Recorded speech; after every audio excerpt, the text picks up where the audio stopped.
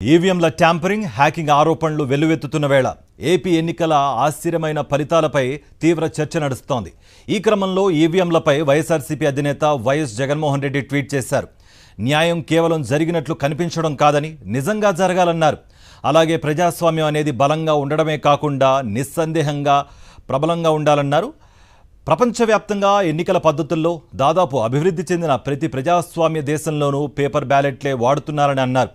ఈవీఎంలను ఉపయోగించడం లేదని, మన ప్రజాస్వామ్యం నిజమైన స్ఫూర్తిని నిలబెట్టుకోవడంలో మనం కూడా అదే దిశగా పయనించాలని అన్నారు. ఈవీఎంల బదులు బ్యాలెట్లను ఉపయోగించాలని ట్వీట్లో పేర్కొన్నారు వైఎస్ జగన్. ఐడి అంశానికి సంబంధించి మరింత సమాచారం మా ప్రతినిధి రవీందర్ అందిస్తారు. రవీందర్, ఈవీఎంల పనితీరు మీద అనేక అనుమానాలు, సందేహాలు ముసురుకుంటున్నాయి. ఈ నేపథ్యంలో దేశవ్యాప్తంగా చర్చ కూడా జరుగుతుంది. అయితే ఇందు జరుగుతున్నా కూడా కేంద్ర ఎన్నికల సంఘం మాత్రం ఈవీఎంలకు సంబంధించినటువంటి అనుమానాలు నివృత్తి చేసే ప్రయత్నం మాత్రం చేయకపోవడం ఆందోళన కలిగిస్తుంది. తాజాగా వైఎస్ఆర్ కాంగ్రెస్ పార్టీ అధినేత వైఎస్ జగన్ చేసినటువంటి ట్వీట్ ఇప్పుడు మళ్ళీ దేశవ్యాప్తంగా చర్చనీయాంశంగా మారింది. ఎందుకంటే ఈవీఎంలను హ్యాక్ చేయడం అనేది చాలా తేలిక అనేది నిన్న కూడా ఎలాంటి మాస్క్ ఒక ప్రకటన చేశారు. ఏఐ ద్వారా, అంటే ఆర్టిఫిషియల్ ఇంటెలిజెన్స్ ద్వారా అందులో ఉన్నటువంటి ఈవీఎం ఉన్నటువంటి ప్రోగ్రామ్ ను పూర్తిగా మార్చేయడం చేసినటువంటి ఒక ట్వీట్ అది కూడా ప్రపంచ దేశాల్లో కూడా చర్చనీయాంశంగా మారింది. ఎందుకంటే ప్రజాస్వామ్యంలో జరగాల్సినటువంటి ఎన్నికలు ఏవైతే ఉన్నాయో ఇవన్నీ కూడా కరెక్ట్ గా జరగాలి అంటే ఖచ్చితంగా బ్యాలెట్ ద్వారా మాత్రమే జరగాలి తప్ప ఇలాంటి ఎలక్ట్రానిక్ మిషన్లను ఉపయోగించడం ద్వారా కాదనేది చేసినటువంటి ట్వీట్. అలాగే మనం చూస్తాము ఆంధ్రప్రదేశ్ లో జరిగినటువంటి సార్వత్రిక ఎన్నికల సందర్భంలో కూడా అనేక గ్రామాల ప్రజలు ఇప్పటికీ ప్రశ్నిస్తూనే ఉన్నారు. మేము వేసిన ఓట్లన్నీ ఏమయ్యాయి, మేము అనుకున్నటువంటి పార్టీకి ఓట్లు వేస్తే అక్కడ కౌంటింగ్ సమయాన్ని చూస్తే కనుక అందుకు భిన్నంగా అక్కడ తీర్పు కనిపిస్తుంది.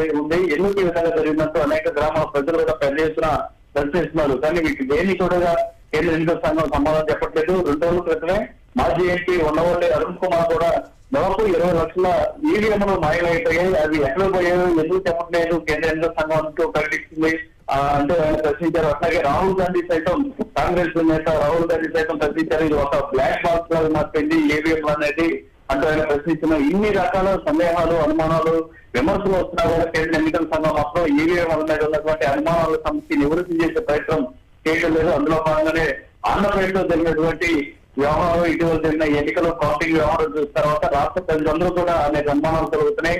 ఈ నేపథ్యంలోనే వైఎస్ఆర్ కాంగ్రెస్ పార్టీ అధినేతలు చాలా స్పష్టంగా ఒక ట్వీట్ లో పెట్టారు. ప్రజాస్వామ్యం బలంగా ఉండాలంటే ఈ తరహా వ్యవహారం మీద ఖచ్చితంగా మళ్ళీ బ్యాలెట్లను ఉపయోగించాలంటూ ఆయన చెప్పడం ప్రస్తుతం చర్చనీయాంశంగా మారిన పరిస్థితుంది. దీనికి సంబంధించి కేంద్ర ఎన్నికల సంఘం ఏ విధంగా స్పందిస్తుందో చూడాలి.